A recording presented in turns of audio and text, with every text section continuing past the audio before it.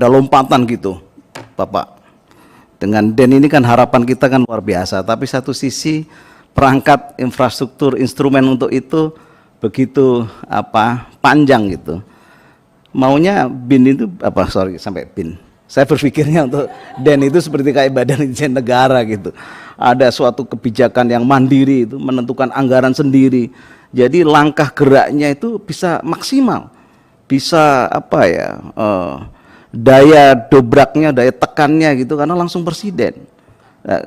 Daya tekan dan tindihnya itu luar biasa. Kalau Pak Ketua suka begitu, suka nama-namain beliau. Nah ini yang kemarin juga menjadi suatu perdebatan kita di dalam ini, bagaimana kita menuntut kerja-kerja yang maksimal kalau di dalam penentuan anggaran dan sebagainya tidak mandiri gitu. Jadi ada psychological barrier gitu kan, mau menekan begini, ini serba kurang gitu. Saya suka ada pameo Jerbasuki Mobeo gitu Pak ya. Jadi kalau itu tidak tercukupin, bagaimana akan bergerak lebih cepat? Atau mungkin biayanya ya sudahlah, mengorbankan diri untuk demi suksesnya Dewan Energi Nasional ini untuk kepentingan nasional. Ini yang sebetulnya menjadi pemikiran kita bersama itu. Kita berdoa waktu itu ya, moga-moga ekonomi kita tumbuh kembang, ya, pendapatan negara kita meningkat, dan DEN bisa ada suatu kebijakan untuk bisa memenuhi kebutuhan atau merencanakan anggaran sendiri, dan otomatis kita juga bisa menuntut banyak ya, tentang kerja-kerja DEN ini. Tapi itu semuanya saya pikir untuk para anggota DEN juga tidak mengurangi ya, keseriusan untuk menjalankan amanah yang sudah diberikan itu. Dalam hal ini tadi sampai saya berpikir untuk langsung gitu anggaran, sampai salah tadi menyebut BIN sampai DEN. Tadi ada bisi-bisi dengan Pak Kardaya itu. Ini saya pikir juga menjadikan suatu pegangan ke depan itu, supaya DEN ini benar-benar dia tugasnya luar biasa loh itu Pak. Tentang perihal itu, kalau boleh saya membacakan ya, merumuskan kebijakan energi nasional untuk ditetapkan oleh pemerintah dengan persetujuan DPR, menetapkan rencana umum energi nasional, menetapkan langkah-langkah penanggulangan kondisi krisis dan darurat energi, mengawasi pelaksanaan kebijakan bidang energi yang bersifat lintas sektoral. Ini kan luar biasa sebetulnya. Nah sekarang mungkin tugas kita di DPR ini memberikan penguatan juga itu untuk instrumen bagaimana ini bisa bisa dijalankan tanpa ada psychological barrier oleh yang kepada departemen yang lainnya misalnya begitu. Ini saya pikir menjadi concern sebelum kita melangkah ke depannya. Ini yang pertama. Yang kedua, melihat atau mendengarkan progres bauran energi yang dipaparkan oleh Bapak Ketua DEN di tahun 2016, tahun 2020, energi primer berasal dari batu bara ini ada menunjukkan peningkatan. Sedangkan arah daripada penggunaan energi kita ke depan adalah energi yang lebih ramah terhadap lingkungan. Hal ini perlu juga berkesinambungan dengan perda maupun RUET ya, yang sudah ditetapkan di 21 provinsi. Yang ingin kami tanyakan Pak Menteri, mengapa ini itu grafik penggunaan energi batubara masih meningkat gitu, dan juga peran juga sejauh mana pengawasan DEN terhadap penerapan RUET di daerah. Ini juga menjadi suatu harus concern yang perlu jawaban hal tersebut.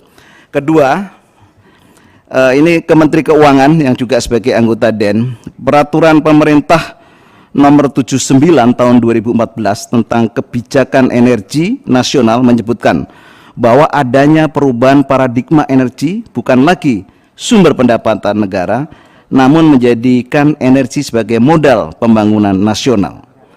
Kebijakan energi sebagai modal pembangunan nasional harus didukung dengan serius, baik secara politik dan juga anggaran. Kembali lagi nih, anggaran lagi nih. Karena kebijakan energi harus diperhitungkan secara jangka panjang, tidak bisa hanya setahun 2 tahun, ya sampai 2030 sampai tahun 2050. Hal ini kita ketahui memang kurang populis. Namun komitmen ini tetap harus kita lakukan untuk sustainability bangsa ini ke depannya.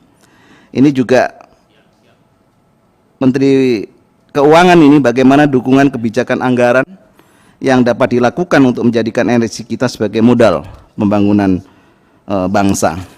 Ini yang kedua, Pak Ketua, izin 1 menit lagi diperbolehkan? Boleh, asal betul 1 menit. Ya, terkait RUKN dan RUPTL kebijakan, nah ini nih yang kadang-kadang juga menjadikan suatu permasalahan. Setiap kebijakan ini harus juga dipertimbangkan Pak dengan kondisi PLN. Selama ini kadang-kadang atau sering lah ya kebijakan ini terkait dengan listrik kadang-kadang kan diputuskan saja, padahal kondisi keuangan PLN yang kita ketahui bersama menjadi perhatian bersama bahwa menjadi beban ya untuk keuangan ya, kinerja keuangan daripada PLN. Nah, saya mengharapkan setiap penugasan-penugasan itu diikuti dengan gerak cepat dukungan anggaran dari pemerintah dalam hal ini. Nah, supaya akselerasi proses percepatan bauran itu juga bisa dijalankan gitu. Ini kurang lebih pimpinan. Terima kasih. Ya. Ada hal yang ini juga Kementerian SDM dan PLN tidak hanya begitu kedua kementerian maupun PLN, tetapi juga dengan Kementerian Keuangan, Pak Ketua, ya. Sebagai pemilik anggaran. Demikian pimpinan, terima kasih. Wassalamualaikum warahmatullahi wabarakatuh. Waalaikumsalam warahmatullahi wabarakatuh. Pak Sartono Hutomo dari fraksi Partai Demokrat. Pimpinan Demokrat. Nanti digilir satu-satu dulu. Selanjutnya dipersilahkan fraksi Partai PKS. Ini ada Pak Mulyanto dari virtual. Dipersilahkan Pak Mulyanto. Saya yang hadir, ada yang offline. Maaf. Karena tadi sudah pesan lebih dahulu Pak Mulyanto. Ternyata hadir juga dari fraksi PKS. Dipersilahkan Pak, yang terhormat. Nanti yang online juga boleh kan? Iya. Karena saya diamanahi juga untuk bicara ini oleh Kapoksi, Pak Tifatul. Assalamualaikum warahmatullahi wabarakatuh. Alhamdulillah. Yang saya hormati pimpinan komisi, pimpinan DEN, serta rekan-rekan sekalian. Ini saya mau bicara nih, di depan saya baru ngeh nih ada Pak mantan Dewan di Komisi 7 nih, Pak Setia, Pak Diatmo. Ini guru saya, senior saya semua nih. Kalau urusan di Komisi 7 saya nanya-nanya beliau, Pak Menteri. Jadi poin-poin yang saya sampaikan, tentunya DEN ini sebuah kelembagaan yang luar biasa, anggotanya para menteri, para anggota dewan, mantan maksudnya. Ini daftar persoalan kita ini tentang energi ini sebenarnya para eksekutif di DEN ini peta masalahnya sudah tahu semua. Jadi kalau saya ngomong ini seperti mengajarkan bebek berenang.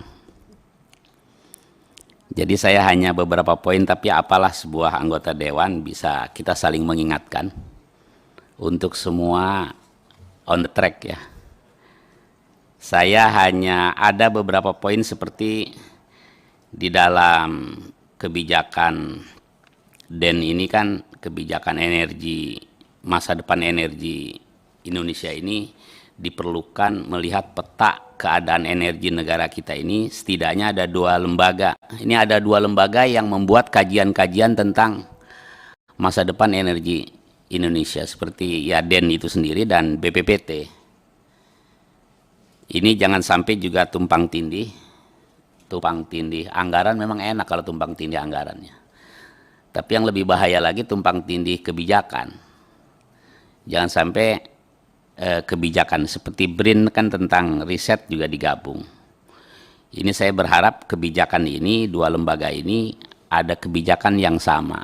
Karena kalau ada dua kebijakan, karena amanah undang-undang juga segala kebijakan DEN ini DPR perlu mengetahuinya. Saya nggak akan menjelaskan detail kebijakan yang dilakukan oleh BPPT, tapi Bapak-Bapak lebih tahu. Itu satu hal. Karena tentang energi nasional kita ini kan masih cukup memprihatinkan kan. Kita kaya energi, tapi pom-pom energi, pom bensin kita malah mulai bersaing asing dengan Pertamina. Saya belum baca nih, ini banyakan mana ini. Ini jangan sampai kita tidak seperti memiliki negeri sendiri. Jangan sampai kayak tamu, katanya kaya dengan energi kita. Ini saya pikir ini PR besar DEN ya. Tapi DEN ini hebat kok, ketuanya presiden, para menteri, anggotanya semua dahsyat-dahsyat lah. Saya yakin ini selesai masalah. Jangan sampai ada kecemburuan dong. Gitu kan, kita kaya energi, apalagi mau buat kajian energi terbarukan, tapi pemilik-pemilik asing bertebaran di mana-mana. Jadi nanti kita jadi tamu di negerinya sendiri. Belum lagi pajak-pajak mau dikenakan, segala hal pajak mau dikenakan. Jadi hasil dari pendapatan pajak ini jangan sampai Pertamina Energi bisa memberikan solusi. Jangan nanti pemerintah kerjanya majakin rakyat terus. Energi harus memberikan solusi terhadap pendapatan negara. Kemudian juga masalah kebakaran-kebakaran yang beruntun di Kalimantan, di Balongan, Cilacap. Ini kan kayak main-main. Ini benar kebakaran atau bagaimana? Kan harusnya standarnya ketat ini. Saya ingat zaman dahulu hampir nggak pernah dengar ada kebakaran kilang minyak. Kok sekarang ini sering dan berturut-turut. Ini saya pikir mungkin DEN juga bisa melaporkan secara detail persoalannya. Saya pikir itu saja. Ini Mbak Rifka bisikin saya nih ngomong barusan. Ini sel di mana-mana. Pindah Komisi 15. Jadi barusan Mbak Rifka ditip omongan ke saya. Enggak titip, nanti dipindah lagi Komisi 15. Enggak, beliau ini orang luar biasa. Jadi kembali lagi, poin-poin yang saya sampaikan tadi, saya pikir DEN harus bisa memberikan output, memberikan solusi yang terbaik terhadap kebijakan-kebijakan strategis nasional. Ya. Wallahu alam. Assalamualaikum warahmatullahi wabarakatuh. Waalaikumsalam warahmatullahi wabarakatuh. Pak Nur Hasan Zaidi dari fraksi PKS. Dilanjutkan dari fraksi Partai Amanat Nasional. Ada di Pimpinan virtual. ya virtual Ibu Andi Yuliani Paris. Dipersilahkan yang terhormat Ibu Andi. Assalamualaikum warahmatullahi wabarakatuh. Yang saya hormati pimpinan Komisi 7, kemudian Pak Menteri SDM sebagai Ketua Harian DEN, kemudian di sini hadir Pak Syahrul Yassin Limpo, Menteri Pertanian, Ibu Siti Nurbaya dari Menteri Kehutanan, kemudian hadir juga Bapak Dirjen Dikti, Pak Nizam, ya, dari Kementerian Dikbudristek, ya, kemudian hadir dari Kementerian Perindustrian, Bappenas, dan pertanian sudah ya. Jadi gini, saya mau tanya terlebih dahulu, rencana umum energi nasional ini berakhirnya periodenya dari sampai kapan ya? Bisa dijawab Pak Satya atau Pak Daryatmo? Rencana umum energi nasional. Iya. Tadi Pak Daryatmo di Rencana umum energi nasional? Jadi sampai 2050, Bu. Jadi undang-undang KEN itu undang-undang energi 2007, KEN 2014, RUEN 2017. Itu merancang sebuah bauran energi sekurang-kurangnya sampai 2050. Pada kesempatan itu ada kemungkinan penyempurnaan RUEN dan KEN, dan itu akan diserahkan sepenuhnya kepada Komisi 7 bersama pemerintah, dalam hal ini Dewan Energi Nasional. Terima kasih. Terima kasih Pak Daryatmo. Kenapa saya tanyakan itu? Karena begini, kita akan mengevaluasi pertama yang ingin saya sampaikan bahwa bauran energi baru terbarukan ini kita masih kecil sekali. Masih kurang dari 50% pencapaiannya. Nah, tentunya ini perlu melakukan kajian kembali untuk merumuskan strategi-strategi apa yang harus dimuat di dalam revisi Rencana Umum Energi Nasional. Mungkin Pak Menteri SDM juga mendengar saya. Kenapa? Kita tahu bahwa ada beberapa kementerian, ada 7 kementerian yang terkait dengan ini. Tentunya harusnya duduk bersama kembali. Jadi bukan saja melis apa yang sudah dilakukan oleh Kementerian Pertanian, apa yang sudah dilakukan oleh Kementerian Lingkungan Hidup, apa yang sudah dilakukan oleh Kementerian Perindustrian, Perhubungan, tetapi apa yang sudah dilakukan untuk mensupport ya Rencana Umum Energi Nasional dengan target waktu.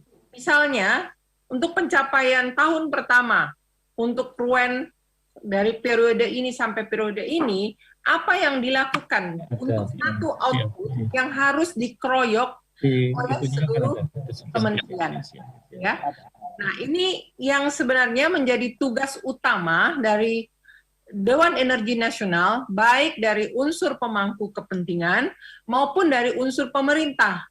Duduk bersama, merevisi kembali apa yang menjadi tujuan, target, sasaran, ya prioritas dari Rencana Umum Energi Nasional, yang setiap masing-masing outputnya itu tentunya harus bersama-sama dilakukan. Di dalam hal ini tentunya RUEN ini atau KEN ini tentunya akan mendapatkan persetujuan dari DPR. Nah, tentunya apa yang disampaikan oleh Pak Menteri SDM ini bukan hanya dari satu sisi saja, karena ini kan menjadi komitmen kita bersama di seluruh kementerian, 7 kementerian ini, dan ini akan menjadi di berita acaranya bahwa ini disetujui oleh DPR. Nah, jangan sampai kita menyetujui apa yang hanya menjadi bahan satu kementerian saja. Tapi 7 kementerian ini harus bersepakat terlebih dahulu. Karena ini pencapaian bersama-sama. Ya, terkait juga dengan merancang merumuskan kebijakan energi nasional untuk ditetapkan oleh pemerintah dengan persetujuan DPR. Tentunya 7 kementerian ini. Kemudian untuk Ibu Menteri LHK, tadi juga disebutkan karena Kementerian SDM dan kita juga mendorong bagaimana kita bisa mengeksplor potensi-potensi geotermal. Tentunya kami juga ingin mendengar bagaimana support dari Kementerian Lingkungan Hidup terkait dengan eksplorasi geotermal yang sedang dilakukan oleh SKK Migas atau teman-teman K3S ya. Apakah mungkin ada selain support kita juga ingin mendengar apakah ada masalah? Karena seperti kita ketahui waktu LHK di Komisi 7 ada beberapa wilayah geotermal ada kendala untuk dieksplor karena berada di kawasan hutan lindung. Jadi kami minta mungkin ini juga menjadi bahan karena pasti di situ ada kendala untuk dipecahkan bersama-sama oleh seluruh stakeholder yang tergabung dalam Dewan Energi Nasional. Kemudian kedua terkait dengan bantuan tunai langsung. Betul, saya juga berasal dari Dapil yang ada beberapa kabupaten masyarakatnya sampai sudah berapa puluh tahun kita merdeka belum bisa merasakan listrik.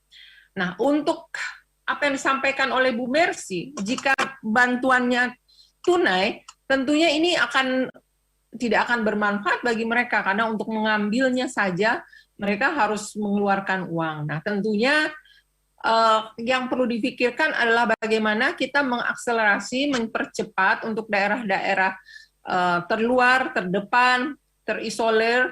Ini ada kebijakan Nah, ini kaitannya juga dengan DEN. DEN merumuskan krisis energi.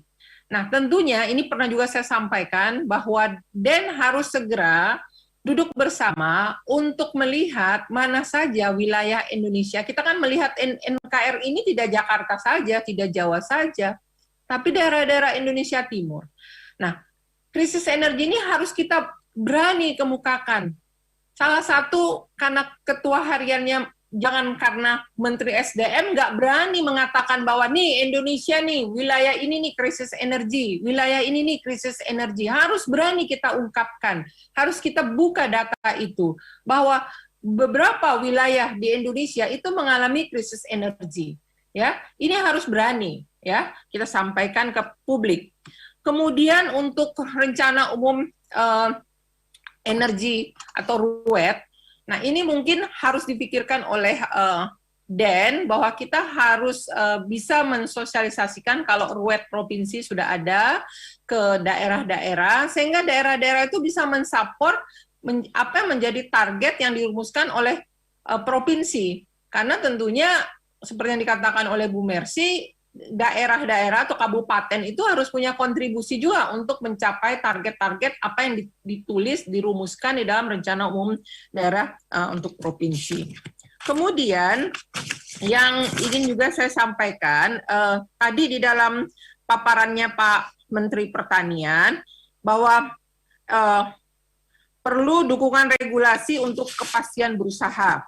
Kemudian mendorong daya saing, hilirisasi bagi daya saing dan hilirisasi bagi industri sawit. Di situ disebutkan insentif tax holiday dan tax allowance. Nah, sebenarnya ini juga perlu, jadi ini kan sudah general, tapi secara detail seperti apa Pak insentif tax holiday ini, ya, dan tax allowance-nya.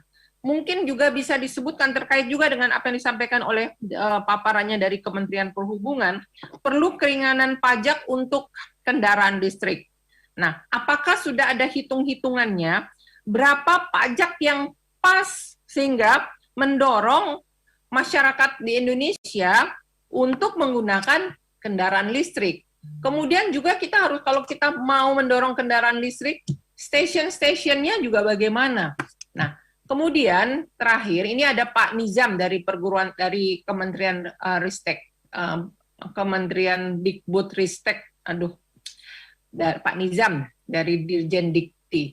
Nah tentunya perlu duduk bersama juga, karena unsur pemangku kepentingan di DEN itu ada dari perguruan tinggi, ada dari industri, dari konsumen, dari LHK. Nah tentunya ini perlu diperhatikan bahwa jangan sampai riset-riset yang dilakukan oleh Ristek, perguruan tinggi, oleh kementerian, masing-masing Kementerian Perhubungan melakukan ini, yang juga dilakukan mungkin nanti oleh Kementerian SDM, atau juga LHK melakukan ini, dilakukan juga oleh Kementerian Pertanian, atau Kementerian Pertanian melakukan ini, dilakukan oleh Kementerian SDM, itu harus ada dirijennya. Uang negara ini kan cuma terbatas. Kalau semua melakukan hal yang sama ya nggak efisien, kita juga nggak akan maju-maju, nggak ada progres, kita hanya berputar di situ, berjalan di tempat.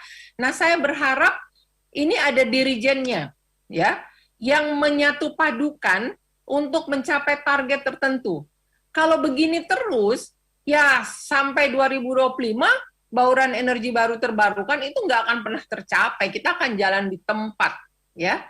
Dari tahun lalu 11%, sekarang 1,5 tahun masih 11% terus. Ini yang ingin saya sampaikan. Jadi kemudian saya memberi catatan juga bahwa sebenarnya kan dalam 1 tahun itu paling sedikit 2 kali lah. Jadi waktu kami men-fit and proper test, salah satunya yang kita juga asumsikan kenapa DEN periode lalu tidak optimal, ya karena Presiden sebagai ketua harian, tentunya kita berharap Presiden ini juga betul-betul bersama dengan pelaksana Pak Menteri SDM sebagai ketua harian, kemudian dengan kementerian-kementerian lainnya ini secara reguler dalam 2 bulan untuk duduk bersama, mengevaluasi kembali capaian-capaian ya yang telah dicapai, ya, baik dalam terutama energi baru terbarukan ya. Kemudian juga terkait juga kalau misalnya kita liftingnya semakin lama semakin turun, kemudian juga daerah-daerah mana yang krisis energi perlu disupport, ini harus diupdate setiap 2 bulan. Ini catatan dari saya, menambah dengan apa yang disampaikan oleh teman-teman Komisi 7 yang lain. Demikian, wabillahi taufiq wal hidayah, wassalamualaikum warahmatullahi wabarakatuh. Waalaikumsalam warahmatullahi wabarakatuh. Ibu Andi Yulani Paris dari fraksi PAN. Dilanjutkan dari fraksi P3. Tidak muncul ya. Saya minta persetujuan anggota yang terhormat, apakah kita putar sekali lagi atau langsung kita persilahkan untuk dijawab? Demokrat. Ya. Diputar sekali lagi ya. Nanti lantas toh ini juga Bapak Ibu yang kami hormati, Ketua Harian dan beberapa anggota Dewan yang terhormat, mohon izin karena rapat banggar di sebelah, sama-sama sedang memperjuangkan juga anggarannya DEN. Anggaran DEN sebagaimana kita ketahui, kita naikkan sampai 2 kali lipat. Uniknya adalah justru melampaui apa yang diusulkan. Makanya sedang kita perjuangkan di banggar. Dipersilahkan dari fraksi PDI Perjuangan kalau masih ada. Kalau tidak ada dari fraksi Partai Golkar, cukup. Dari fraksi Partai Gerindra, cukup. Dari fraksi Partai Nasdem, cukup juga. Dari fraksi Partai Kebangkitan Bangsa, cukup. Dari fraksi Partai Demokrat, dipersilakan. Ya, Pak Zul. Terima kasih pimpinan. Assalamualaikum warahmatullahi wabarakatuh. Puji syukur kehadirat Allah Subhanahu wa taala kita dapat berkumpul dan menyampaikan pemaparan saya pada hari ini.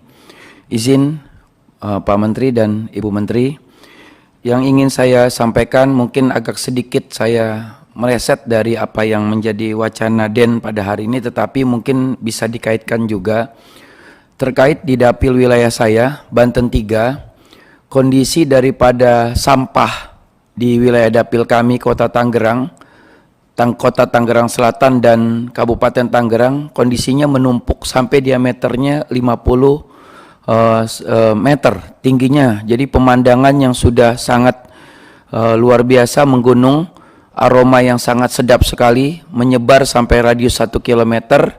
Nah, di sini ada kita melihat ada peraturan yang dibuat oleh Menteri terkait masalah peraturan nomor 18 masalah pengelolaan energi sampah, dan juga ada Perpres nomor 35 terkait beberapa kabupaten kota dalam pengelolaan sampah. Yang ingin saya pertanyakan pada hari ini, mengapa sampai hari ini implementasi terkait masalah pengelolaan PLTSA ini kurang begitu maksimal? Karena kondisi dan situasi yang ada di wilayah dapil saya ini sudah banyak sebetulnya pihak-pihak dari investor luar yang ingin mengelola sampah tersebut. Bahkan mereka juga menawarkan viability study-nya dengan secara gratis tanpa dipungut biaya. Akan tetapi PLN sampai hari ini kelihatannya saya tidak tahu bagaimana PLN enggan untuk terlalu serius dalam hal ini. Mungkin Pak Menteri, selain Pak Menteri juga merupakan Menteri SDM, juga merupakan pengurus harian DEN, perlu mempertimbangkan ini menjadi target kerja, karena butuh badan khusus saya rasa yang bisa melaksanakan hal ini. Kalau tidak ada badan khusus dan tidak ada kebijakan dari Kementerian Keuangan terkait masalah ini nggak selesai-selesai. Jadi 12 kabupaten kota yang sudah selama ini sudah menjadi wacana yang mempercepat proses pengelolaan sampah PLTSA, ini bagian daripada proses mengurangi sampah yang kenyataannya sampai hari ini tidak terlaksana secara baik. Ini waktu kita sudah masuk bentar lagi tahun 2022. Kalau seandainya kita lakukan viability study itu waktunya mungkin sekitar 6 bulan atau 8 bulan, lalu proses pembangunan ini sampai 2024 nggak terlaksana ini Pak Menteri. Sementara Perpres 35 itu udah keluar kalau tidak salah permennya saya keluar tahun 2016 kalau tidak salah gitu loh ya. Nah ini Permen nomor 18 itu kalau tidak salah tahun 2016 ya. Jadi artinya sekarang sudah masuk tahun 2021. Dari permennya saja sampai sekarang ini implementasinya tidak berjalan. Nah inilah saya minta Pak Menteri, perlu saya rasa ada badan khusus yang menangani hal ini. Kalau tidak mungkin ini tidak selesai-selesai. Dan saya berharap ini bagian daripada target kerja Den juga gitu loh, sebagai bagian target kerja Den. Dan perlu saya rasa dari kementerian ini membuat badan khusus yang menangani tentang PLTSA. Itu saja mungkin dari saya pimpinan, terima kasih. Pak Zulfikar dari fraksi Partai Demokrat tentang pembangkit listrik tenaga sampah. Ini memang sebuah wacana diskursus yang cukup lama, tapi implementasinya masih tarik-tarikan. Pasti ujung-ujungnya nih soal harga satuan per kilowatt jam. Dilanjutkan dari fraksi PKS, kalau masih ada, tadi Pak Mulyanto. Pimpinan. Ya, dipersilakan Pak Mulyanto. Terima kasih pimpinan. Yang kami hormati Ketua Harian Den, Ibu Menteri, Bapak Menteri Pertanian, Pak Dirjen, serta jajarannya, teman-teman sekalian yang hadir fisik maupun virtual. Saya ingin menyampaikan pernyataan umum saya. Yang pertama bahwa yang saya pahami ini menggarisbawahi teman-teman yang lain bahwa Den ini adalah lembaga yang luar biasa.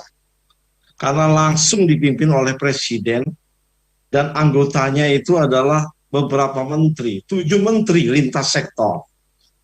Jadi saya dulu teringat dengan Dewan Riset Nasional yang pernah diketuai oleh Presiden juga. Anggotanya ada beberapa menteri juga. Tapi kalah powerful saya lihat ini dengan Dewan Energi Nasional. Jadi ekspektasi kita terhadap Den ini sangat tinggi.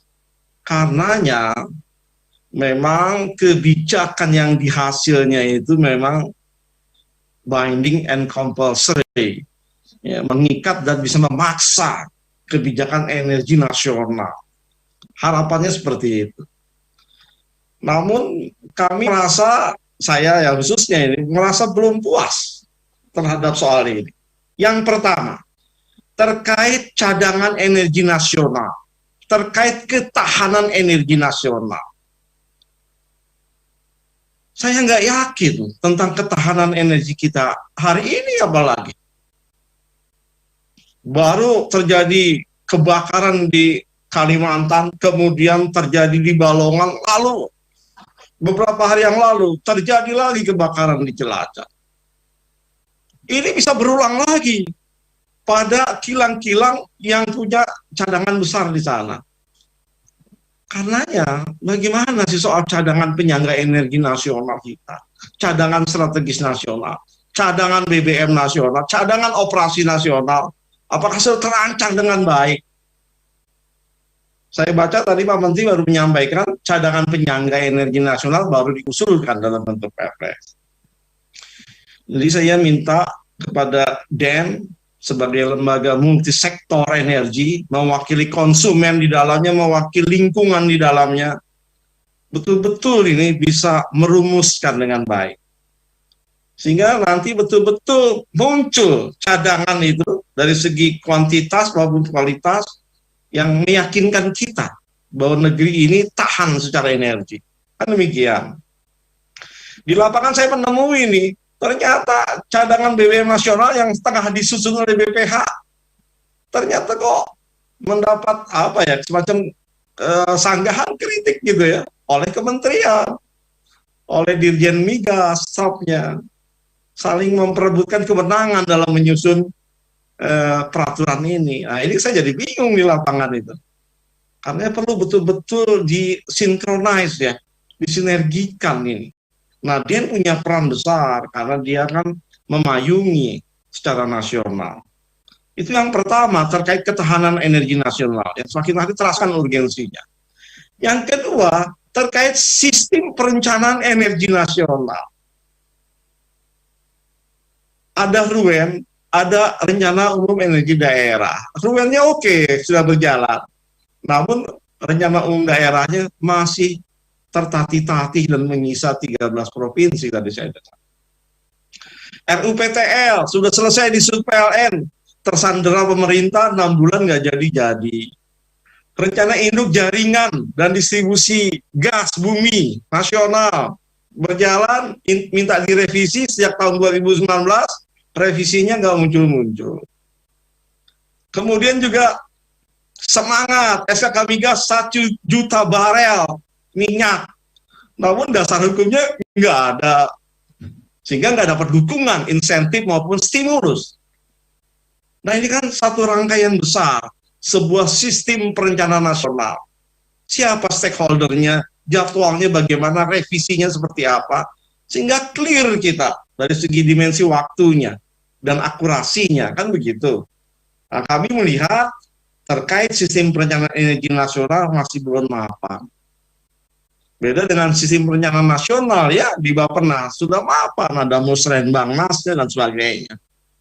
Ini yang pertanyaan sekaligus harapan yang kedua. Yang ketiga sekaligus yang terakhir, ini saya sebenarnya ingin menunjukkannya kepada Dirjen Dikti. Entah sekarang namanya apa, udah Dirjen Dikti tetap atau Dirjen Ristek Dikti. Saya baca di tayangan itu, di sana disebutkan bahwa tupoksi Kemendikbudristek adalah merumuskan dan menetapkan kebijakan, termasuk koordinasi riset teknologi nasional. Nah, sementara itu kita sudah memastikan BRIN mempunyai fungsi perumusan dan penetapan kebijakan ristek dan koordinasi secara nasional. Ini kan tumpang tindih sudah jelas. Saya pikir tadinya nggak tumpang tindih. Saya menduga husnuzon saya Kemendikbudristek itu hanya lokusnya pada kebijakan ristek lingkup perguruan tinggi. Saya pikir itu. Tapi dari tayangan yang dibagikan itu saya lihat jelas kepada bidang-bidang lain pun ikut ya terlibat untuk merumuskan kebijakan. Dan saya ingin kepastian ini. Apakah memang demikian? Kalau enggak itu udah jelas-jelas dualisme. Nah, karena kita mengusulkan ini pimpinan kepada pemerintah agar harus segera diakhiri dualisme kebijakan ristek ini. Demikian dari kami. Wassalamualaikum warahmatullahi wabarakatuh. Waalaikumsalam warahmatullahi wabarakatuh. Pak Mulyanto yang terhormat dari fraksi PKS. Demikian tadi, saya kira cukup ya, telah diberikan catatan-catatan dari apa yang disampaikan Ketua Harian Dewan Energi Nasional, perihal tentang Dewan Energi Nasional yang telah dilantik beberapa waktu lalu dan kini mulai merencanakan kinerja-kinerja yang kita harapkan dapat mencapai hal-hal yang ideal. Digambarkan dari anggota Komisi 7 yang terhormat bahwa DEN ini adalah sebuah lembaga yang sungguh luar biasa, diketuai langsung oleh Presiden dan wakilnya pun adalah Wakil Presiden dengan anggota sejumlah menteri dan juga ada pemangku kepentingan. Tapi baiklah, kesemuanya itu sudah barang tentu tidak dengan serta-merta bisa menjalankan tugas dan fungsinya secara baik tanpa sebuah perencanaan, tanpa sebuah sistematika kerja yang kita harapkan dapat memperlancar semuanya. Dipersilakan Pak Ketua Dewan Energi Nasional untuk menjawab beberapa pertanyaan dari anggota Dewan yang terhormat. Nanti tidak tertutup kemungkinan ditambahkan oleh pemangku kepentingan pemerintah maupun dari unsur pemerintah maupun pemangku kepentingan. Dipersilakan Pak Ketua Harian. Baik, terima kasih Bapak Pimpinan, Bapak Ibu anggota Komisi 7 yang saya hormati. Perkenankan kami untuk merespons pertanyaan-pertanyaan yang tadi telah disampaikan. Jadi memang pada intinya ini bagaimana memenuhi kebutuhan energi untuk masyarakat Indonesia. Ini kan bukan suatu proses yang panjang.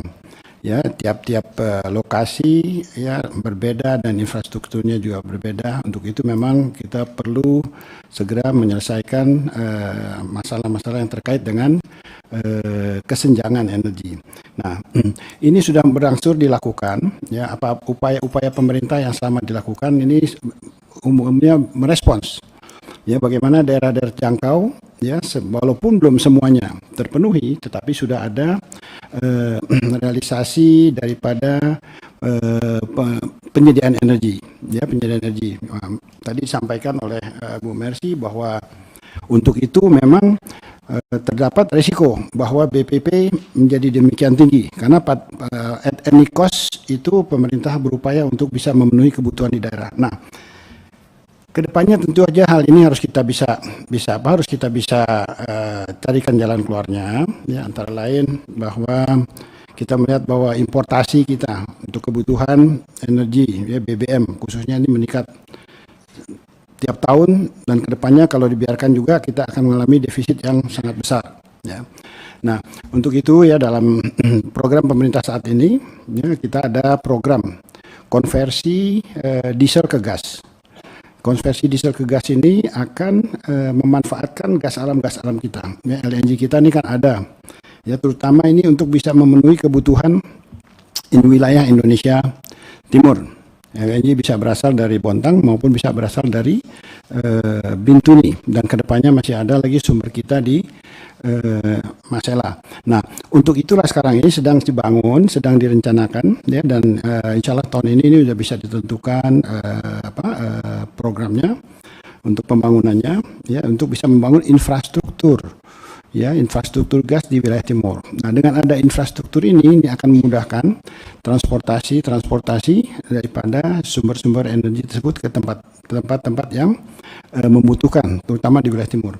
Nah, kemudian juga kita harus melakukan identifikasi dan inventarisasi sumber-sumber energi terbarukan apa yang ada di daerah masing-masing, termasuk yang di pelosok-pelosok. Ya, apakah itu dari hidro, ya bisa dibangun mikro ataupun pikohidro, ya kemudian juga biomas, kemudian juga kalau ada angin dan juga potensi untuk memanfaatkan energi matahari. Kita masih ada ya di Indonesia yang masih disuplai oleh PLTMG. Ya, nah ini juga masuk dalam program kita untuk kita gantikan dengan energi terbarukan. Ya, program ini sedang dalam penyusunan. Ya, tentu saja ini tadi saya sampaikan sedang dilakukan identifikasi dan inventarisasi. Nah, kedepannya memang kita harus mendorong konversi. Ya, nah, tuntutan dunia sekarang ini energi bersih, ya low carbon. Sementara kita ini masih bertumpu kepada energi yang berasal dari karbon. Kenapa? Karena kita punya sumber yang cukup besar dan murah. Ya, kalau kita bandingkan bahwa coal energi itu memang murah, tapi sekarang ini sudah mendapatkan satu tantangan yang cukup besar. Ya, timbullah nanti itu carbon tax dan lain sebagainya yang akan menjadikan satu tekanan tersendiri ya terhadap industri kita, terhadap juga negara kita. Ya. Nah, untuk itu memang menjadi tugas kami di DEN ya untuk bisa menyusun suatu rencana strategis ke depan dan menyusun kebijakan-kebijakan yang memang harus diambil. Jadi menurut kami konversi dari BBM ke listrik ini merupakan suatu program yang memang harus secara sungguh-sungguh ini untuk kita bisa susun dan kita laksanakan. Bagaimana kendaraan listrik bisa jalan tadi dengan memberikan insentif berupa perpajakan, ya, kemudian juga bagaimana masyarakat itu bisa memanfaatkan kompor listrik karena listrik ini dihasilkan dari produk sumber dalam negeri sendiri. Kita tidak import fosil, ya BBM maupun crude. Ya, itu yang perlu kita prioritaskan, kita buatkan satu roadmap yang memang terukur ke depannya.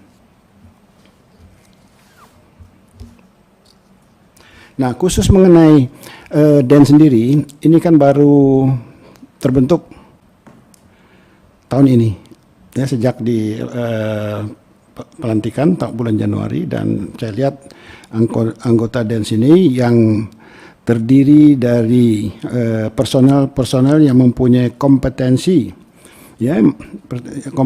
tinggi di masing-masing bidangnya. Ini sudah bekerja keras ya sejak dari awal. Nah, tentu saja kajian-kajian ini itu tentunya pada saatnya itu akan harus bisa dirumuskan untuk bisa dijadikan sebagai jadikan suatu program yang jelas ke depannya untuk ditempuh. Nah, kemudian juga kita berharap ya, daerah juga mempunyai rencana sendiri, rencana umum energi daerah. Masih ada 13 daerah yang belum mempunyai RUET. Nah, untuk itu target daripada DEN ini diharapkan di tahun 2022 ya seluruh daerah ini sudah bisa memiliki RUET-nya. Nah, disitulah kita bisa melihat kebutuhan, ya, kemudian juga resources yang ada, ya, dan kemudian bisa diprogram rencana implementasinya. Ya. Terkait dengan program untuk BLT, tentu saja pemerintah tidak akan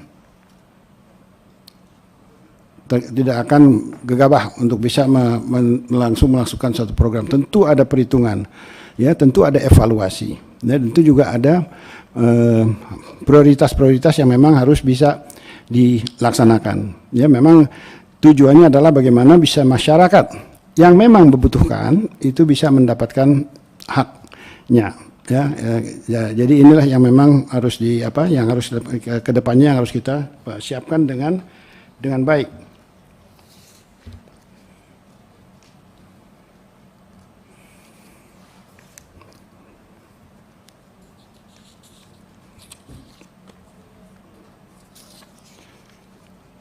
Kemudian pemanfaatan sumber energi baru terbarukan seperti tadi geotermal, ya, yang tadi disampaikan tadi adanya hal-hal tumpang tindih, dan pada umumnya kami dengan Kementerian Lingkungan Hidup sudah melakukan satu koordinasi yang baik, ya, dan memang nanti akan ditambahkan oleh Ibu Menteri Lingkungan Hidup dan Kehutanan bagaimana kita bisa mengatasi persoalan-persoalan yang terkait dengan tumpang tindih ataupun aturan-aturan yang ada di atasnya, ya. Itu nanti disampaikan, termasuk juga nanti perihal program pengenaan carbon tax, ya, peraturan yang terkait dengan carbon tax nanti akan disampaikan oleh Ibu Siti Nurbaya. Nah, intinya bagaimana kita bisa mendorong energi baru terbarukan ini supaya bisa masuk. Ya, kita memang sudah menyiapkan satu rancangan Perpres mengenai tarif. Ya, memang masih dalam tahap pematangan karena saat ini memang ada bottleneck. Ya, bottleneck ini yang memang harus kita atasi. Apa bottlenecknya? Bottlenecknya ini adalah ya program-program penyediaan listrik yang dilakukan sebelum-sebelumnya masih bertumpu kepada pemanfaatan energi yang berasal dari fosil, terutama batu bara, karena kita punya resources yang besar dan kita bisa menghasilkan energi yang cukup kompetitif, ya, dibandingkan dengan energi-energi lainnya yang berasal dari BBM, ya, ataupun geothermal yang memang mahal. Nah, untuk itu memang harus ada harmonisasi, ya, mana-mana yang memang bisa dimasuk, kemudian infrastruktur mana yang harus kita yang harus bisa kita lengkapi supaya target bauran ini bisa tercapai. Tapi tekad untuk bisa mencapai bauran 23% di 2025 ini adalah merupakan target yang memang harus kita bisa laksanakan karena kita komit dengan ratifikasi Paris Agreement yang sudah dituangkan dalam Undang-Undang Nomor 16 tahun 2016. Ya.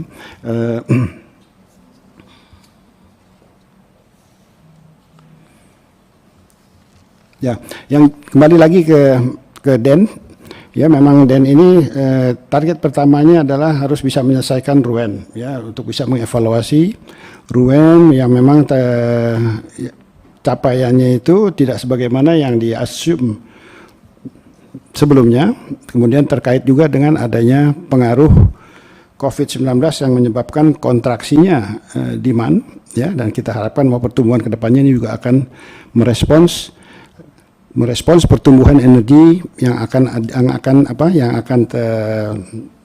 berkembang ke depan, dan di saat itulah kita bisa masuk bauran energi baru terbarukan ya di dalam satu bauran nasional. Kemudian saya minta mungkin tambahan dari Ibu Menteri Lingkungan Hidup ya terkait dengan isu yang ada di LHK. Ya, dipersilakan Ibu Menteri KLH. Terima kasih yang terhormat pimpinan Komisi 7 DPR RI yang kami hormati Ibu dan Bapak anggota Komisi 7 DPR RI, Pak Menteri SDM dan jajaran eksekutif yang mewakili pimpinan dan para menteri. Saya ingin merespons 3 hal terkait dengan perubahan iklim, lalu geotermal dan tumpang tindih di kawasan. Terkait dengan perubahan iklim dan tadi dikaitkan dengan karbon dan emisi, yaitu menyangkut bagaimana situasi yang sekarang. Saya mohon izin melaporkan bahwa kalau kita lihat datanya tahun 2019, menurut catatan Kementerian LHK itu penurunan emisi karbon itu 1,8 emisi karbon yang terjadi 1,8 gigaton. Dari business as usual diproyeksikan 1,9.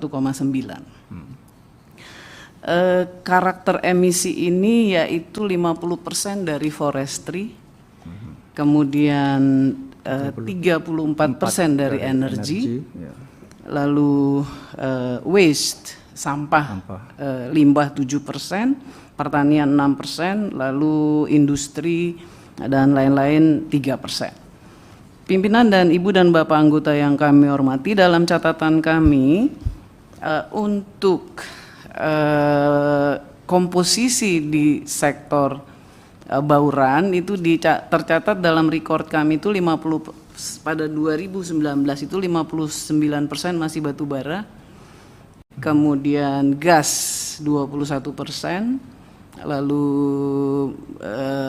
renewable energy 16% di dalam catatan kami, dan kemudian oil 4%. Tadi disampaikan oleh yang terhormat Ibu Mercy bahwa kita memang akan struggle berat. Kalau lihat NDC itu 11% sektor energi, lalu 17% forestry. Kemudian itu kalau 29, kalau 41 itu kira-kira 23% dan 14% energi, 17%, 14% sampai 17, dan kemudian forestry-nya dia 23% atau lebih. Jadi kalau kita lihat trennya, maka akan terjadi memang struggle cukup berat di energi. Kami mulai kerja keras bersama Pak Menteri SDM sejak Maret ya Pak ya.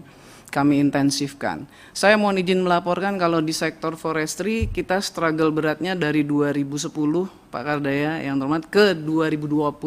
Sekarang sudah kelihatan kebijakan-kebijakannya. Maka pada tahun 2030 sektor forestry sudah bisa net sink, jadi sudah bisa minus. Tapi sektor energi memang akan sangat berat, diperkirakan peak puncak dari emisi itu akan terjadi di 2030, bahkan proyeksi kawan-kawan di SDM bisa-bisa sampai 2040 Bapak. Oleh karena itu kita dari hitungan-hitungan akhirnya bisa dicapai nanti ke karbon netral pada tahun 2060. Jadi tidak 2070 dengan pertimbangan beberapa hal. Jadi misalnya ada teknologi, kemudian ada power hidrogen dan sebagainya. Jadi kita bisa pakai 2060 atau sooner. Bisa atau bisa lebih awal. Jadi tergantung kita bekerja untuk ini dan bagaimana kebijakan-kebijakannya. Kalau lihat yang forestry kemarin sih sebetulnya kelihatannya bisa gitu. Jadi kita punya optimisme untuk itu. Tapi memang akan ada struggle yang cukup berat di sektor energi dari current policies ke transisi, itu harus nurunin 660 juta ton karbon. Jadi dan kalau dia ke low carbon climate change policy harus menurunkan lagi, harus struggle untuk tambahan 766 juta ton karbon ekivalen penurunannya. Jadi begitu situasinya, memang kalau internasional kebanyakan meminta kita di 2050 sudah zero atau carbon netral. Tetapi yang di Indonesia terjadi menurut saya tidak bisa semudah itu. Karena apa? Karena kita berada di peak pada tahun 2030. Sedangkan negara-negara maju yang meminta untuk zero pada 2050, mereka sudah peak di tahun 1979. Bapak pimpinan dan Ibu Bapak anggota. Jadi dia punya periode dari 79 ke 2050 tuh 70 tahun. Nah, kita terpaksa harus kerja keras dari 2030 ke 2060, jadi 30 tahun. Bahkan kalau dilihat rapat terakhir di kabinet tanggal 11 Mei, kami sama-sama melaporkan dan kelihatannya sudah ada arahan Bapak Presiden juga untuk melihat dan menyusun roadmap untuk PLTU, ya gitu ya Pak Menteri ya. Jadi itu kawan-kawan di sektor energi saya lihat kerja keras menghitung itu pimpinan, dan dengan perkembangan tersebut maka sebetulnya nanti bisa kelihatan bahwa pada tahun 2050 itu kita terdapat komposisi energi misalnya coal, batu bara dengan carbon capture teknologi 29%, gas 10%, hidro 12%, oil hanya tinggal 1%, geothermal 9%, matahari 10%. Ini kalau mau berangkat ke 2060 maka coal, batu bara dengan CCS dari 29 turun menjadi 13%. Gasnya masih stabil, hidro juga masih stabil, oilnya sudah habis, jadi semula 1% tinggal zero, geothermal masih stabil, solar masih stabil, tapi nuklir sudah harus naik. Nuklir kira-kira sudah harus 15% dan sudah harus dicari energi lain, misalnya pasang surut, gelombang laut dan sebagainya, itu diproyeksikan 7%. Hidrogen, ya hidrogen, gas hidrogen, energi hidrogen, dan juga bioenergi CCS itu juga sudah harus mulai main. Jadi kira-kira gambarannya kurang lebih seperti itu. Kalau kita lihat data itu, maka dari 2000 Cina dengan Indonesia sama. Kita pasang standpoint di 2060 pimpinan dan Ibu Bapak anggota atau sooner. Tergantung nanti hasil dari roadmap-nya PLN dan ESDM. Perkiraan saya sih mungkin bisa 2056, 2057 begitu, karena di kita dengan populasi besar, kita tahun 2010 emisi per kapita kita 5,46, 2030 bisa 4,6, 2050 2,18 dan 2060 tinggal 0,13. Tapi kalau negara lain kalau dihitung per kapita kan jadinya beda gitu. Kayak Inggris dia cuma ngabisin 200 juta ton, kita 1,1 gigaton, kira-kira seperti itu. Oleh karena itu selain persen-persen, kita mesti hitung juga secara absolut. Kita punya tanggung jawab berapa.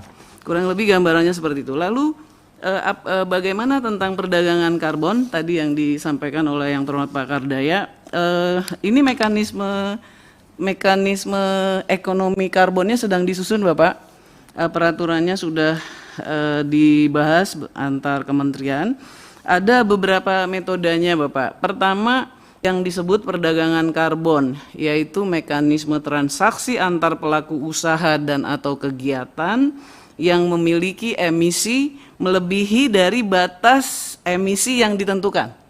Jadi kalau ada proyek, ada kegiatan, batas emisinya ditentuin dulu. Nah sisanya kalau dia lebih itu bisa diperdagangkan. Itu namanya offset and trade.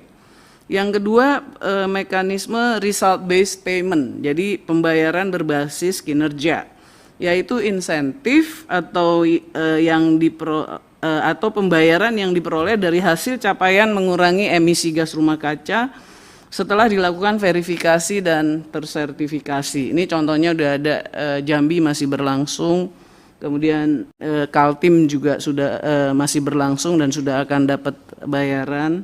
Contoh lagi Red Plus Norway juga sedang berlangsung juga, belum selesai. contohnya kalau yang result based payment ini baru di deforestasi, baru di sektor kehutanan. Kalau kita lihat proyek-proyek geotermal ataupun proyek-proyek Jepang yang sudah ada sejak tahun 2010-an, itu rata-rata sudah diikat dengan kontrak karbon. Jadi sebetulnya sudah berlangsung pimpinan. Tinggal bagaimana kita menata secara keseluruhan supaya ada recordnya gitu, ada aturannya, ada cara mainnya. Yang ketiga tentang pungutan karbon. Pungutan karbon yaitu pembayaran, sebentar izin 97377 supaya jangan salah saya. Bu Menteri, sambil menunggu Bu Menteri siap, saya mohon izin anggota Dewan yang terhormat untuk memperpanjang waktu ya, 1 kali 30 menit. Setuju? Terima kasih pimpinan. Jadi pungutan atas karbon itu juga direncanakan. Lagi dipikirin Bapak, apakah dilakukan dengan dasar, jadi ini masih di exercise, apakah dilakukan dengan exercise misalnya terhadap komoditi yang karbonnya banyak misalnya. Ini sebetulnya kayu-kayu ini nih sebetulnya carbon stock. Jadi meja ini semua carbon stock. Apakah dihitung seperti itu ataukah dihitung dari emisi yang dihasilkannya dan sebagainya, Bapak? Kami sependapat bahwa hal-hal seperti ini nanti memang harus berdasarkan hasil interaksi dari segala stakeholders pimpinan. Jadi saya menerima dengan baik saran dari yang terhormat Pak Kardaya. Kita masih membuka juga kemungkinan ada mekanisme yang lain. Kita belum tahu pimpinan, sebab teknologi berjalan, ada pola kripto, ada pola Bitcoin dan lain-lain. Itu nanti kita coba lihat perkembangannya. Kemudian terkait dengan pertanyaan yang terhormat Ibu Andi Paris soal geotermal, setelah adanya undang-undang tentang panas bumi, rasanya nggak ada kesulitan lagi di kehutanan soal geotermal, dan Kementerian LHK sudah sejak periode yang lalu kami bersama yang terhormat waktu itu pimpinan Dewan Bapak Agus Hermanto, saya juga memberikan dukungan berbagai kesulitan apabila terkait dengan kehutanan pimpinan, tapi di hutan lindung di kawasan konservasi itu sepertinya sudah nggak ada kesulitan. Dan terakhir terkait dengan kawasan-kawasan pertambangan tumpang tindih, di dalam Undang-Undang CK sudah ada di pasal 110A dan pasal 110B, yaitu ada pengaturan-pengaturannya bahwa prinsipnya kalau dia ada di situ sudah sesuai dengan tata ruang, maka sebetulnya itu bisa disesuaikan, jadi dia bayar denda aja. Dan di dalam undang-undang itu di lampirannya sudah ada formulasi dendanya. Tapi kalau dia misalnya belum, dan prosesnya bisa berlanjut. Kalau dia misalnya waktu masuk ke situ tidak punya izin apa-apa, tadi sudah masuk, nah itu juga ada mekanismenya. Sudah ada PP-nya, PP 24 2021, dan pada dasarnya didekati dengan restoratif justice. Jadi tidak apa-apa pidana, jadi tidak seperti itu. Demikian Pak Pimpinan sedikit interaktif. Ya, dipersilakan Pak yang terhormat Pak Mumpung Kardaya. ketemu dengan Ibu Menteri Lingkungan Hidup dan Kehutanan, ini kan waktu yang sangat mahal gitu. Tadi dijelaskan kalau seandainya begini maka ada ini ya begini. Ada satu Bu yang ingin saya sampaikan. Pada waktu mereka masuk belum ada peraturan dari pemerintah. Mereka sudah menjalankan, lalu tiba-tiba itu ada peraturan bahwa itu tidak boleh. Ini apa yang peraturan apa ataupun mekanisme apa yang sudah disiapkan oleh pemerintah? Karena mereka masuk itu bukannya sedikit investasi atau uang yang dikeluarkan, itu dalam jumlah ratusan juta dolar. Tempatnya Pak Satya tahu betul lah di mana itu. Nah ini yang ini menjadikan terus terang iklim investasi kita agak berat bicaranya. Nah itu mungkin itu yang, kalau yang tadi sih sudah. Lalu mengenai carbon capture, terima kasih. Tetapi ini kan di Indonesia sudah 20 tahun mengenai carbon capture ini. Dulu anunya itu Lemigas itu yang menentukan. Dan hasilnya ya mungkin bisa tanya ke Lemigas bagaimana hasilnya itu mengenai carbon capture yang sudah bekerja sama dengan, lupa saya, Norwegia atau apa itu yang bayarnya ya. Tapi yang paling penting itu, karena saat ini itu yang paling sulit adalah mengangkat investasi. Paket investasi sudah berbelas-belas dikeluarkan, tapi hasilnya masih ini. Dan yang paling repot dari itu semua adalah mengenai kepastian hukum, antara lain yang tadi itu.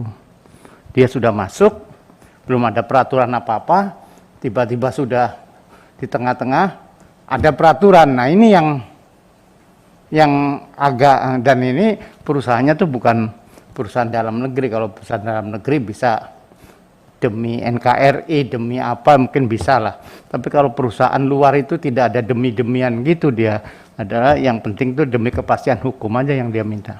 Terima kasih Bu Menteri. Izin interupsi pimpinan berkaitan tentang masih apa yang kaitan disampaikan. ya, dipersilakan. Jadi sebetulnya Ibu Menteri terima kasih tadi sudah dipaparkan. Saya mohon, tadi kan ada beberapa angka ya yang disampaikan, kalau bisa diberikan kepada kami agar kita bisa mempelajarinya lebih dalam lagi. Lalu kemudian ke Pak Ketua Harian Pak Menteri SDM, saya lihat tadi di slide nomor 1 ya yang mengenai pengawasan. Jadi tugas Dewan Energi Nasional mengawasi pelaksanaan kebijakan bidang energi yang bersifat lintas sektoral.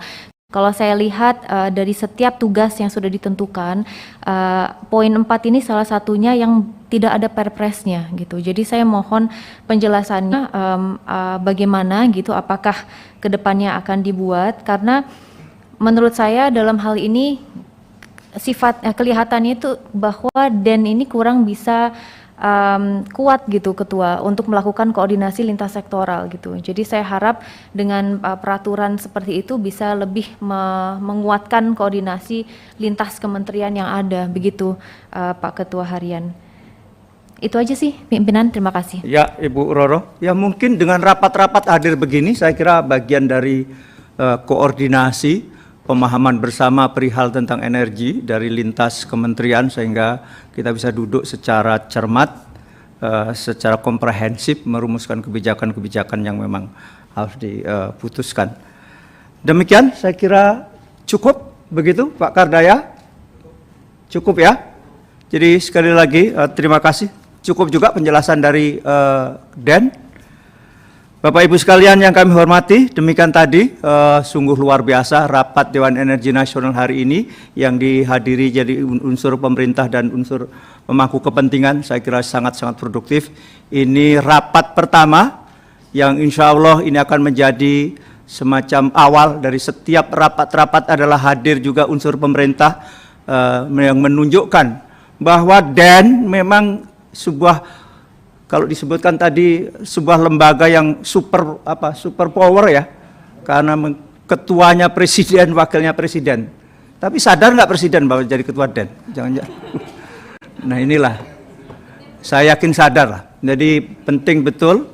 Baiklah, sebelum kita tutup, mari kita sama-sama cermati draft kesimpulan rapat kerja Komisi 7 DPR RI dengan Ketua Harian Dewan Energi Nasional, anggota Dewan Energi Nasional unsur pemangku kepentingan, dan anggota Dewan Energi Nasional dari unsur pemerintah. Bisa ditayangkan?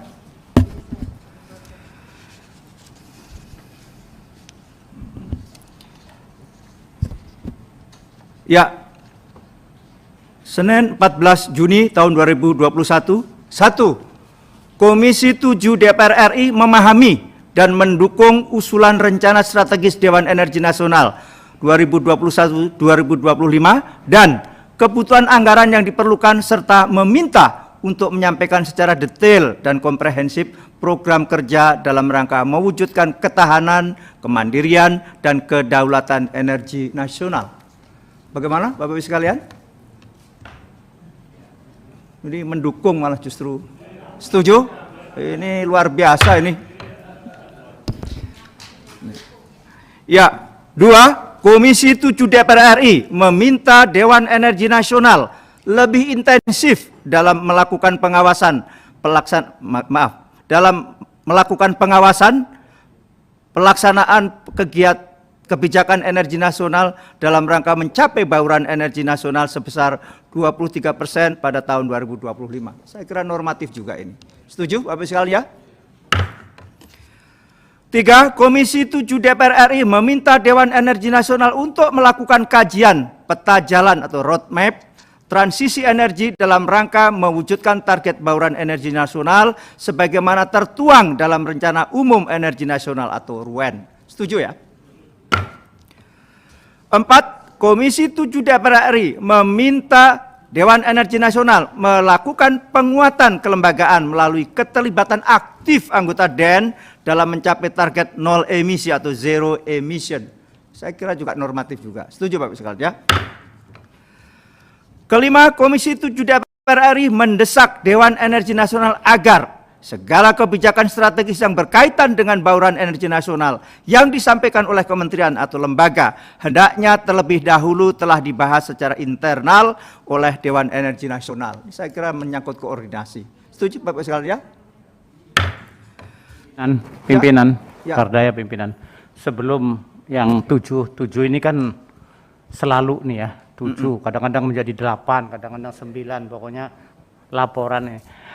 Saya tadi cukup menyampaikan panjang lebar bahwa DEN ini ya diminta untuk melakukan kajian yang bersifat makro, yang bersifat ini. Tapi di sini tidak ada gitu. Yang ada tuh hanya normatif gitu. Jadi maksud saya tuh jangan normatif inilah yang dilakukan gitu. Kalau normatif saja, saya nomor 1 tuh tidak begitu setuju bahwa mendukung dan meningkatkan anggarannya gitu. Kalau normatif ya tetap aja udah cukup gitu. Ada usulan poin Pak Kardaya? Ya, itu bahwa DEN itu harus aktif melakukan kajian kebijakan yang bersifat makro mengenai strategis mengenai energi. Nah, tadi kita bicara mengenai tadi didukung juga oleh Ibu Menteri Lingkungan Hidup Kehutanan bahwa itu nanti akan katakanlah tax karbon ataupun apa itu, karena itu kan masalahnya itu lintas sektoral.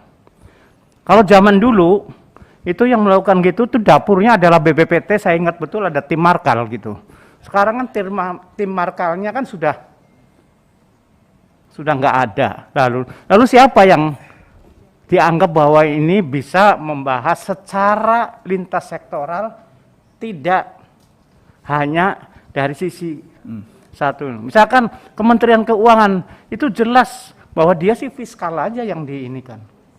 Mungkin di poin 3 jangan-jangan itu menjadi bagian integral. Poin 3 juga, kalau poin 3-nya seperti tadi, yaitu normatif kan, Pak Ketua juga sudah menyampaikan ini normatif, setuju, cetok gitu. Tapi yang saya sampaikan yang tidak normatif, jadi mulai kalau hanya RUEN, hanya ini iyalah. Tapi ada yang lebih apa ya?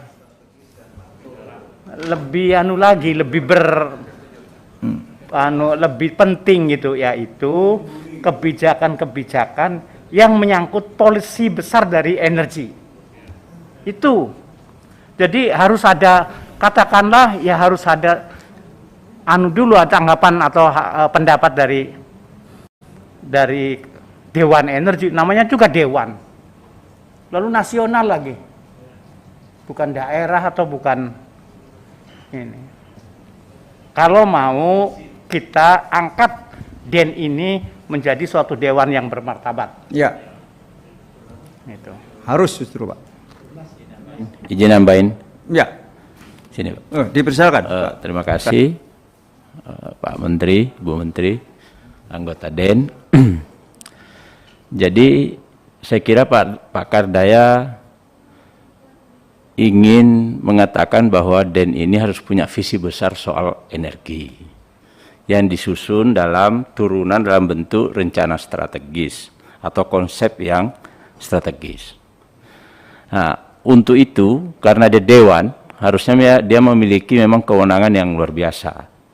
Apalagi ketuanya presiden dan wakil presiden. Wakilnya wakil presiden, anggotanya menteri-menteri. Menterinya banyak lagi. Menteri-menteri yang ada di situ itu semua menteri-menteri yang kira-kira de facto menguasai negara ini. Keuangan, Bappenas, energi, dan lain sebagainya. Kalau lihat implementasinya, sebenarnya DEN ini dibuat untuk disuruh tumbuh, tapi juga tidak bisa disuruh tumbuh. Mati, hidup segan, mati tak mau. Apa yang saya bisa ambil kesimpulan dari situ, karena anggaran aja usulannya 40 miliar. 40 miliar itu bisa untuk apa? Itu kasubdit di tempatnya Pak Menteri SDM itu. Jadi kita nggak boleh mau bicara besar, fungsi besar, kewenangan besar, agenda ke depan besar, tapi anggaran segitu itu nggak masuk akal, Pak. Dan itu mempermalukan Presiden sebagai Ketua DEN, dan mempermalukan Menteri Keuangan dan Bappenas sebagai perencana. Menurut saya tidak proaktif nih DEN nih, kurang proaktif. Jadi nggak niat membesarkan DEN beserta kewenangannya. Itu kesimpulan saya dari anggaran saja. Oleh karena itu menurut saya ini harus diseriusi. Kalau memang kita mau serius mau melakukan membangun satu konsep di mana energi pelan-pelan bisa ramah lingkungan. Kita bisa zero. Itu harus serius dari DEN. Nah, lalu kita lihat contoh misalnya ya. Poin 6. Poin 6 itu ada 13 provinsi yang masih dalam proses penetapan Perda.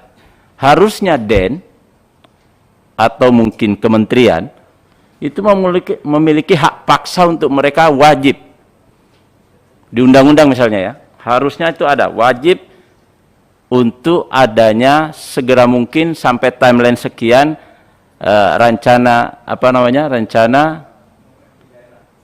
ruang energi daerah, dan itu paralel dengan ruang energi nasional.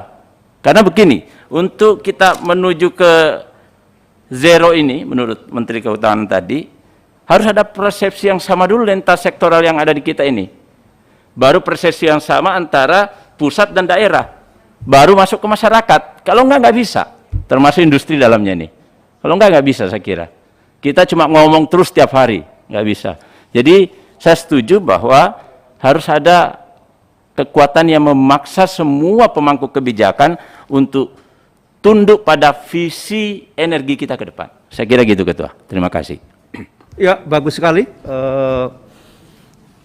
Dengan berbagai analogi yang dimana memang DEN ini adalah punya kekuatan memaksa untuk melaksanakan kebijakan-kebijakan. Kita tadi telah memasuki pada kesimpulan nomor 5. Sekarang kita masuk ke nomor 6. Pak Ketua, izin Pak Ketua. Ya. Kalau bisa menanggapi apa yang barusan sudah disampaikan, itu kan juga berkaitan tentang apa yang tadi saya utarakan gitu, bahwa memang perlu adanya peraturan yang bisa membuat semuanya tuh terkoordinasi dengan baik gitu. Dan itu kaitannya juga tentu dengan apa yang Pak Sartono sampaikan mengenai anggaran. Maka saya rasa DEN ini harusnya menanggapi misalnya tadi tugas mengenai pengawasan dan lain sebagainya melalui terciptanya atau melahirkan Perpres. Saya tahu itu berarti ranah Presiden ya Pak Ketua. Jadi saya rasa itu sesuatu hal yang menurut saya dibutuhkan agar mengenai anggaran dan roadmap pekerjaan dan lain sebagainya bisa lebih jelas. Lalu kemudian Pak Ketua, itu yang di poin nomor 6 tersebut 13 provinsi yang masih dalam proses, mohon dicek ulang 13 atau 14 ya, yang tadi kita lihat 14. Sekian dari saya pimpinan, terima kasih. Ya, kita tadi sudah melakukan diskusi panjang lebar, gilirannya kita menyimpulkan apa yang kita diskusikan. Kembali ke poin 6. Jadi, ya, Komisi 7 DPR RI mendesak Dewan Energi Nasional untuk melakukan, jangan pendampingan ya, Jangan pendampingan, harus ada bahasa yang lebih agak seram sedikit lah. Untuk melakukan Pendampingan itu sama dengan fasilitator itu. Pendamping desa, itu sama tuh. Mendorong penyelesaian.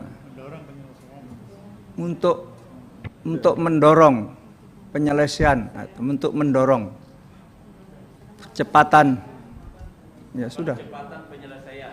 Ya udahlah. Ya. Komisi 7 DPR RI mendesak Dewan Energi Nasional untuk mendorong percepatan penyelesaian rencana umum energi daerah di 13 provinsi yang masih dalam proses penetapan Perda RUET. Begitu? Setuju? 13 apa 14? 13. Setuju Bapak sekalian ya? Nah inilah, kaget ini. Ini memperkenalkan pimpinan yang baru dari Komisi 7 Pak Bambang Haryadi. Ini masih milenial, gayanya juga gaya milenial. Poin 7, Komisi 7 DPR RI meminta Dewan Energi Nasional atau DEN untuk aktif melakukan kajian-kajian strategis dan makro di sektor energi. Begitu Pak Kardaya? Atau ada tambahan? Ya, Secara ini prinsip kita begitu, setuju apa tapi yang- kan ada tujuannya nanti objektifnya adalah semua kebijakan-kebijakan yang menyangkut masalah energi itu pemerintah itu harus meminta DEN gitu anunya, semacam apanya ya, misalkan ada carbon tax DEN, menurut DEN gimana gitu. Jadi tanpa adanya pandangan dari DEN ya kita akan ini bagaimana menurut DEN-nya, karena DEN itu merupakan tempat dari berkumpulnya beberapa sektor gitu. Jadi oke lah kalau di kabinet itu, tetapi di kabinet itu hanya sebelah kan pemerintah saja gitu, belum dari unsur pemangku kepentingan. Misal nih yang paling aktual itu adalah subsidi bantuan langsung tunai.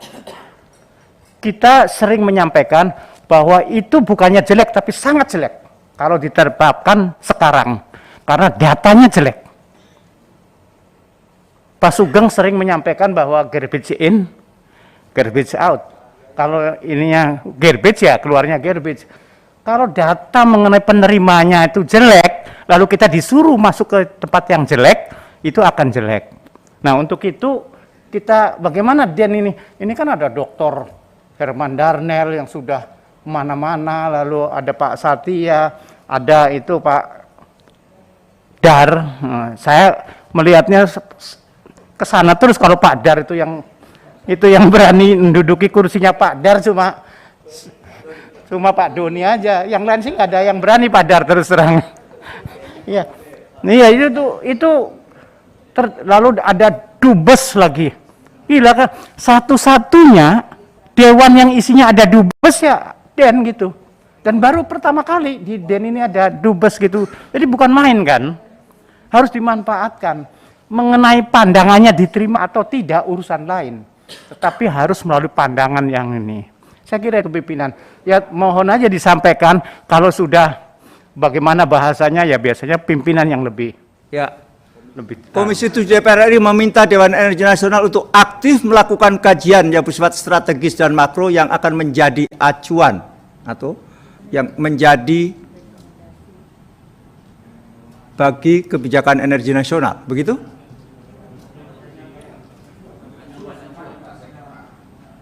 Begitu kan? Jadi kalau ini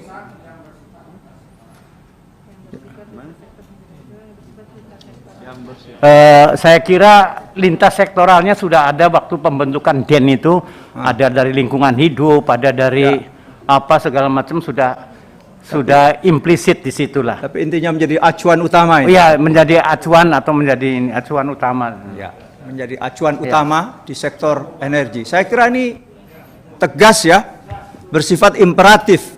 Jadi barang siapa, nah, ada kalimat begitu pasti ini biasanya. Inilah Pak Karda. Ya, demikian kita ulangi ya. Komisi 7 DPR RI meminta Dewan Energi Nasional untuk aktif melakukan kajian bersifat strategis dan makro yang menjadi acuan utama kebijakan di sektor energi yang mempengaruhi hajat hidup orang banyak. Pimpinan. Ya. Ya, dipersilakan Bu Andi. Kalau begini bunyinya, berarti kita suruh lagi nih Dan bikin kajian. Yang saya maksud, bagaimana Dewan Energi Nasional ini, karena itu kan ada tujuh menteri, berarti ada 7 kementerian. Artinya harus bagaimana dia melakukan sinergitas. Kalau bunyinya begini, kita suruh lagi. Dan kita wajib nanti membiayai lagi kajian-kajian yang begitu sudah banyak. Misal, kalau kita lihat apa yang disampaikan oleh Menteri Pertanian tentang biomas, tentang energi B30, B40, sebenarnya itu kan sudah juga dilakukan oleh Kementerian SDM. Yang saya maksud bagaimana ini semua kajian itu bersinergi untuk mencapai target bauran energi. Jadi bukan lagi dan melakukan kajian lagi. Nanti akan terjadi tumpang tindih pendanaan, tumpang tindih pekerjaan yang sebenarnya sudah dikerjakan oleh masing-masing kementerian. Untuk melakukan integrasi kebijakan. Ya. Boleh sedikit ngomong nggak Pak? Ya, dipersilakan.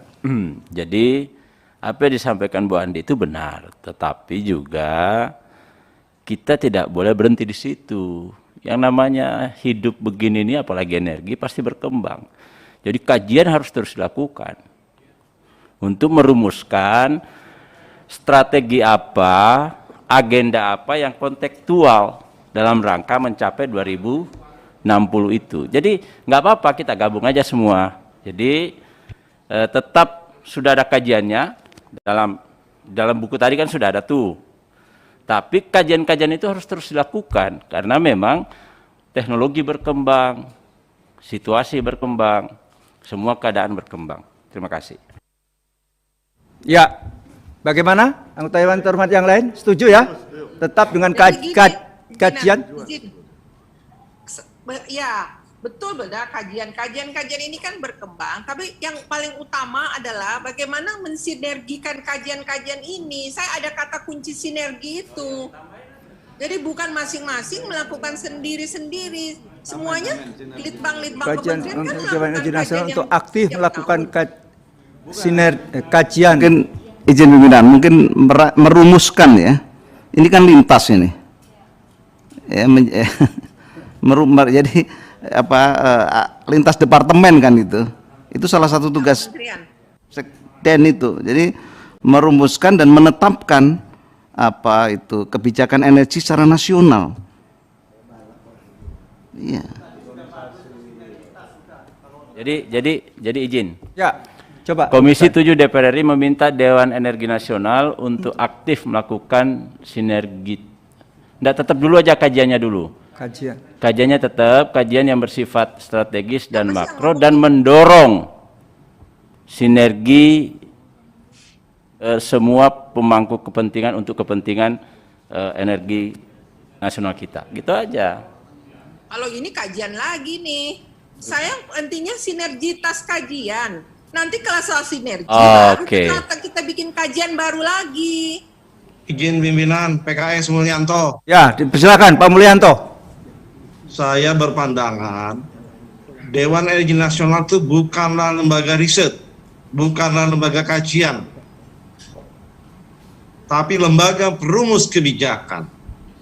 Sudah barang tentu dalam merumuskan dan menetapkan kebijakan, dia mengkonsolidasikan hasil-hasil kajian dari lembaga lain. Jadi bukan lembaga mandiri yang melakukan kajian, dia mengambil, mengkonsolidasikan hasil-hasil terbaik dari berbagai lembaga penelitian dan lembaga kajian untuk diformulasi menjadi draft rumusan kebijakan. Gitu pimpinan pandangan kami. Terima kasih. Sudah. Ya, kalau gitu menjadi jelas kalau memang kita adalah didorong untuk merumuskan kebijakan. Melakukan untuk aktif mengkonsolidasikan, untuk aktif melakukan konsolidasi terkait Inilah. perumusan kebijakan. Pimpinan, Ya, itu sudah menuju yang sangat baik. Aktif melakukan perumusan kebijakan yang bersifat strategis dan makro. Udahlah. Jadi Kebijakan, kajiannya tidak hilang ada apa? kajian, Tapi tidak intinya ada kan kajian. sana. berumusan kebijakan strategis. Ya, kajiannya hilang, pimpinan. Kajiannya hilang supaya nggak ada kaji-kaji lagi. Yang menjadi acuan utama. Udah, Ya. saya kira Kebijakan selesai di yang situ. bersifat strategis dan makro. Iya. Sudah ya? Cukup ini ya? Ketua, Sartono Ketua. Pimpinan. Sartono pimpinan. Setuju, kita setuju. Setengah menit. Iya, iya. Ya, ini kan apa? Kita tidak menginginkan bahwa ini hanya berupa apa itu hasil kesimpulan daripada Komisi 7. Walaupun kita institusi politik, tapi juga harus ada kekuatan yang mengikat bahwa Dewan Energi Nasional bisa menjalankan, mengimplementasikan daripada apa itu conclusion daripada rapat dengar pendapat ini. Apa bentuk apa misalnya? Ada perpres atau apa gitu yang bisa mengikat dan dia bisa mengeksekusi. Kalau enggak nanti bulan depan atau 1 tahun ke depan rapat hal ini terjadi. Apa masih hal ini berkutat di sini saja begitu? Kalau tidak ada suatu penguatan gitu di dalam hal ini. Demikian pimpinan, terima kasih. Iya, di atas tadi ada tentang penguatan kelembagaan sebetulnya. Sebetulnya kalau penguatan kelembagaan mau ada implementasi praksisnya dalam bentuk perpres atau kepres dan sebagainya, perlu dicantumkan? Menurut saya pimpinan, ya.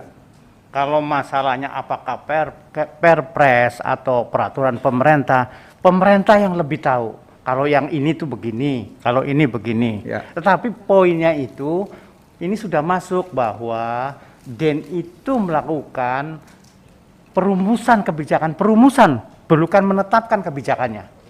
Merumuskan lalu disampaikan suatu pandangan gitu. Jadi saya kira ini sudah lebih dari cukup ini. Kalau menurut saya. Ya. Oke. Baiklah, menurut saya, menurut kita semuanya kita anggap cukup. Komisi 7 DPR RI meminta Dewan Energi Nasional untuk aktif melakukan perumusan kebijakan yang bersifat strategis dan makro yang menjadi acuan utama di sektor energi. 8. Komisi 7 DPR RI meminta Dewan Energi Nasional untuk menyampaikan jawaban tertulis atas semua pertanyaan anggota Komisi 7 DPR RI untuk disampaikan paling lambat 21 Juni tahun 2021 kepada Komisi 7 DPR RI. Sanggup Bapak Ibu sekalian ya? Sanggup. Baiklah Bapak Ibu sekalian, demikian tadi rapat kerja Komisi 7 DPR RI dengan Ketua Harian Dewan Energi Nasional, anggota Dewan Energi Nasional unsur pemangku kepentingan, dan anggota Dewan Energi Nasional unsur pemerintah. Baiklah Bapak Ibu sekalian, sebelum kita akhiri rapat ini, dipersilahkan Ketua Harian DEN untuk menyampaikan semacam closing statement. Dipersilahkan Pak Ketua. Terima kasih Bapak Pimpinan, Bapak Ibu anggota Komisi 7 Republik Indonesia yang kami hormati. Kami mengucapkan banyak terima kasih atas bahasan-bahasan yang masukan-masukan ya yang sangat bermanfaat ya untuk bisa mendukung program-program kerja dan ke depan ya. Banyak sekali dukungan yang tadi telah disampaikan dan tentunya ini akan menjadi semangat dorongan bagi para anggota DEN untuk bisa melaksanakan tugasnya dengan baik. Semoga kita bisa melaksanakan tugas kita dengan sebaik-baiknya dan bisa menghasilkan sesuatu yang memenuhi harapan. Terima kasih. Baiklah, akhirnya dengan mengucapkan syukur alhamdulillah kepada Allah Subhanahu wa taala, rapat kerja yang pada hari ini telah berjalan dengan baik saya nyatakan ditutup. Billahi taufik wal hidayah. Assalamualaikum warahmatullahi wabarakatuh. Recording stopped. Aku